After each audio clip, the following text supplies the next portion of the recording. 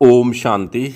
आज 24 जनवरी 2026 के शनिवार के मीठी मीठी मधुवन मुरली के बाप दादा के मधुर ईश्वरीय महावाक्य सुनते हैं।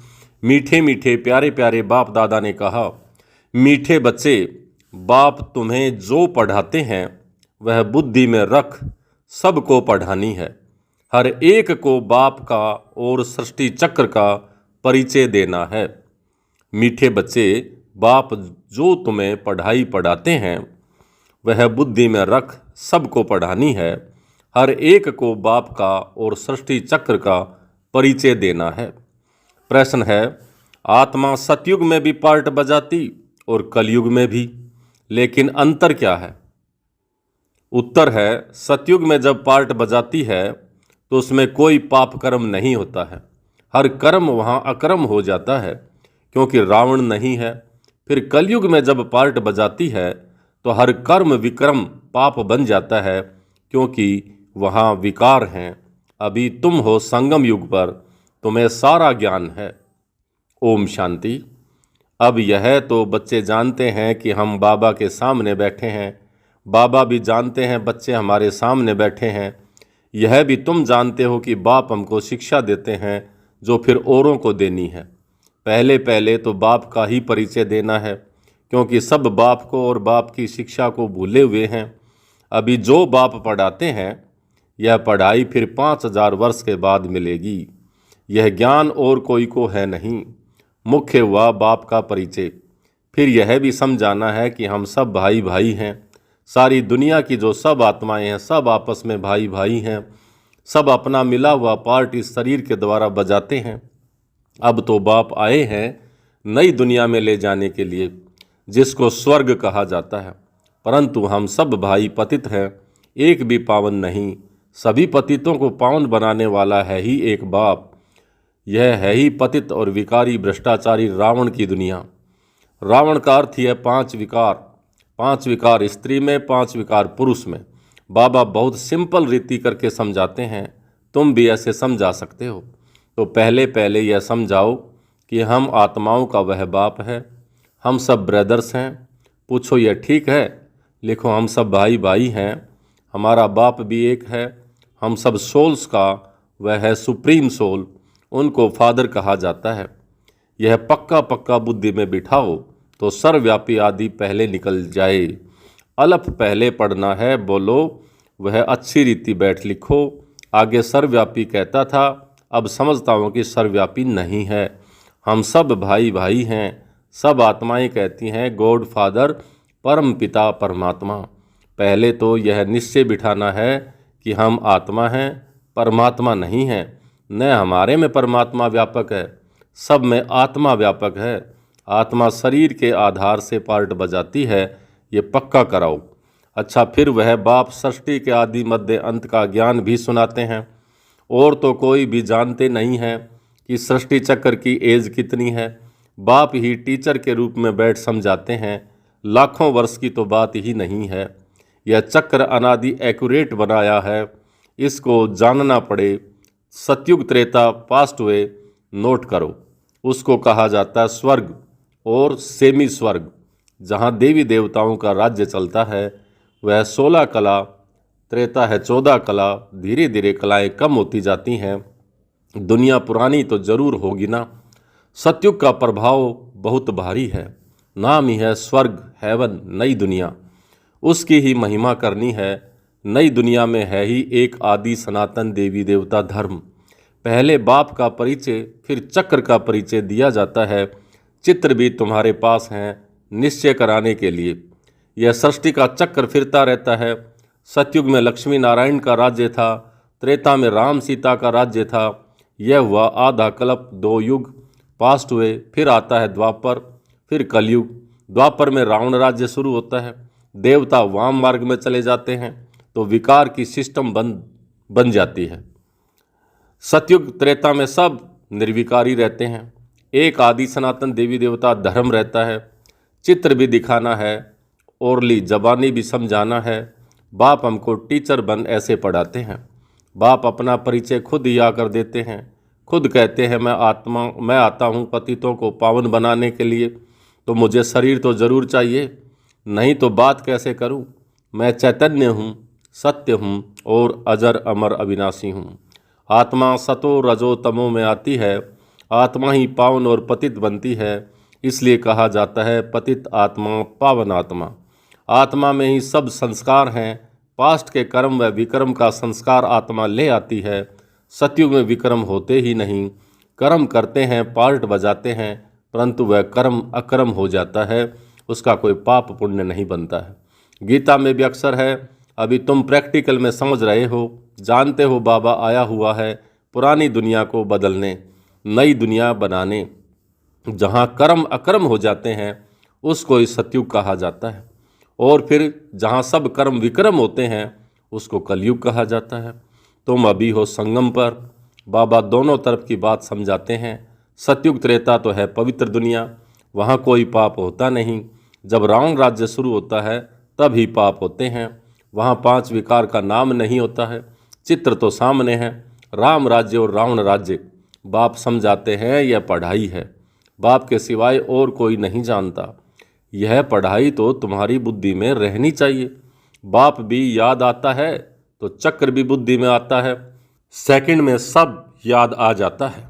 वर्णन करने में देरी लगती है। इनके 3 फाउंटेन हैं। झाड़ ऐसा होता है, बीज और झाड़ सेकंड में याद आ गया। यह बीज फलाने झाड़ का है, ऐसे इनसे फल निकलता है। वह बेहद का मनुष्य सृष्टि रूपी झाड़ कैसे है, उनका राज तुम समझते हो। बच्चों को सारा समझाया है। आधा कल्प डिनाइस्टी कैसे चलती है, फिर रावण राज्य होता है। तो जो सतयुग त्रेतावासी हैं वही द्वापरवासी बनते हैं। झाड़ वृद्धि को पाता रहता है। आधा कल्प के बाद रावण राज्य शुरू होता है, विकारी बन जाते हैं। बाप से जो वर्षा मिला है वो आधा कल्प चला। नॉलेज सुनाकर वर्षा दिया, वह प्रारब्ध भोगी अर्थात सतयुग त्रेता में सुख पाया, उसको सुखधाम, सतयुग को कहा जाता है सुखधाम। वहाँ दुख होता ही नहीं। कितना सिंपल समझाते हैं। एक को समझाते हो या बहुतों को समझाते हो, तो ऐसे अटेंशन देना है। समझता है, हाँ हाँ करता है, बोलो नोट करते जाओ। कोई शंका हो तो पूछना। जो बात कोई नहीं जानता वह हम समझाते हैं। तुम कुछ भी जानते नहीं हो, पूछेंगे फिर क्या। बाबा तो इस बेअद के झाड़ का राज समझाते हैं। यह नॉलेज अभी तुम समझते हो, बाप ने समझाया है। तुम 84 के चक्र में कैसे आते हो, यह अच्छी रीति नोट करो, फिर इस पर विचार करना। जैसे टीचर ऐसे निबंध देते हैं, फिर घर में जाकर रिवाइज करके आते हैं ना, तुम भी यह नॉलेज देते हो। फिर देखो क्या होता है, पूछते रहो, एक एक बात अच्छी रीति समझाओ। बाप टीचर का कर्तव्य समझाकर फिर गुरु का समझाओ। उनको बुलाया ही है कि आकर के हम पतितों को पावन बनाओ। आत्मा पावन बनती है तो फिर शरीर भी पावन मिलता है। जैसा सोना वैसा जेवर बनता है। 24 कैरेट का सोना उठाएंगे, खाद नहीं डालेंगे तो जेवर भी ऐसे ही सतो प्रधान बनेंगे। अलॉय डालने से तमो प्रधान बन पड़े। पहले पहले भारत 24 कैरेट पक्के सोने की चिड़िया था, अर्थात सतो प्रधान नई दुनिया थी, फिर तमो प्रधान बनी है। यह बाप ही समझाते हैं, और कोई मनुष्य गुरु लोग नहीं जानते। बुलाते हैं आकर हमको पावन बनाओ, सो तो गुरु का काम है। वानप्रस्थ अवस्था में मनुष्य गुरु करते हैं, वाणी से परे स्थान तो है ना। इनकॉर्पोरियल वर्ल्ड, निराकारी दुनिया जहाँ आत्माएं रहती हैं, ये है कॉर्पोरियल साकारी वर्ल्ड। दोनों का यह मेल है। वहाँ तो शरीर है नहीं, यहाँ कोई कर्म नहीं होता है। बाप में तो सारी नॉलेज है ना। ड्रामा प्लान अनुसार उनको कहा ही जाता है नॉलेजफुल। वह चैतन्य है, सत्य चित्त आनंद स्वरूप होने के कारण उनको नॉलेजफुल कहा जाता है। बुलाते भी हैं, हे पतित पावन आओ, नॉलेजफुल शिव बाबा। उनका नाम सदैव शिव ही है। बाकी आत्माएं सब आती हैं पार्ट बजाने, तो भिन्न भिन्न नाम धारण करती हैं। बाप को बुलाते हैं परंतु उनको कुछ भी समझ नहीं सकते। जरूर भाग्यशाली रथ भी होगा जिसमें बाप प्रवेश कर तुमको पावन दुनिया में ले जाते हैं। तो बाप समझाते हैं, मीठे मीठे बच्चों, मैं उनके तन में आता हूँ जो बहुत जन्मों के अंत में है। पूरे 84 जन्म लेते हैं। भाग्यशाली रथ पर आना पड़ता है। पहले नंबर में तो है श्री कृष्ण, वह है नई दुनिया का मालिक। फिर वही नीचे उतरते उतरते गोल्डन से सिल्वर, सिल्वर से कॉपर, कॉपर से आयरन आज में आकर पड़ते हैं। अभी फिर तुम आयरन से गोल्डन बन रहे हो। बाप कहते हैं सिर्फ मुझ अपने बाप को याद करो, जिसमें प्रवेश किया है उनकी आत्मा में भी जरा भी नॉलेज नहीं थी। इनमें मैं प्रवेश करता हूँ, इसलिए इनको भाग्यशाली रथ कहा जाता है। नहीं तो सबसे ऊंच तो वह लक्ष्मी नारायण हैं। इनमें प्रवेश करना चाहिए, परंतु उनमें परमात्मा प्रवेश नहीं करते, इसलिए उनको भाग्यशाली रथ नहीं कहा जाता है। रथ में आकर पतितों को पावन बनाना है तो जरूर कलयुगी तमो प्रधान दुनिया में ही आना होगा ना। खुद कहते हैं मैं बहुत जन्मों के अंत में आता हूँ। गीता में भी अक्सर एक्यूरेट है। गीता को इस सर्वशास्त्र में शिरोमणि कहा जाता है। इस संगम युग पर ही बाप आकर ब्राह्मण कुल और देवता कुल स्थापन करते हैं। बहुत जन्मों के अंत में अर्थात संगम युग पर ही बाप आते हैं। बाप कहते हैं मैं बीज रूप हूँ। श्री कृष्ण तो है सतयुग का रहवासी, उनको दूसरी जगह तो कोई देख नहीं सकते। पुनर्जन्म में तो नाम, रूप, देश, काल सब बदल जाता है, फीचर्स ही बदल जाते हैं। पहले छोटा बच्चा सुंदर होता है, फिर बड़ा होता है, वह फिर शरीर छोड़ दूसरा छोटा बच्चा बनकर के लेता है। यह बना बनाया खेल ड्रामा के अंदर फिक्स है। दूसरा शरीर लिया तो उसको श्री कृष्ण नहीं कहेंगे, उस दूसरे शरीर पर नाम आदि फिर दूसरा पड़ेगा। समय, फीचर्स, तिथि, तारीख आदि सब बदल जाता है। वर्ल्ड की हिस्ट्री, ज्योग्राफी हूबहू रिपीट कहा जाता है, तो यह ड्रामा रिपीट होता रहता है। सतो रजो तमो में आना ही है। सृष्टि का नाम, युग का नाम सब बदलते रहते हैं। अभी यह है संगम युग, मैं आता ही हूँ संगम पर। मैं तुमको सारी दुनिया की हिस्ट्री, ज्योग्राफी सत्य बताता हूँ। आदि से लेकर अंत तक और कोई भी जानता नहीं है। सतयुग की आयु कितनी थी यह पता न होने के कारण लाखों वर्ष कह देते हैं। अभी तुम्हारी बुद्धि में सब बातें हैं। तुम्हें अंदर में यह पक्का करना है कि बाप बाप भी है, टीचर भी है, सतगुरु भी है, जो फिर से सतो प्रधान बनाने के लिए बहुत अच्छी अच्छी युक्ति बताते हैं। गीता में भी है देह सहित देह के सब धर्म छोड़ अपने को आत्मा समझो। वापिस अपने घर जरूर जाना है। भक्ति मार्ग में कितनी मेहनत करते हैं भगवान के पास जाने के लिए। वह है मुक्ति धाम, कर्म से मुक्त। हम इनकॉर्पोरियल दुनिया में यानी निराकारी दुनिया में जाकर बैठते हैं। पार्टधारी घर गया तो पार्ट से मुक्त हो गया। सब बातें सब चाहते हैं कि हम मुक्ति पावें, लेकिन हमेशा के लिए नहीं। मोक्ष तो किसी को मिल ना सके।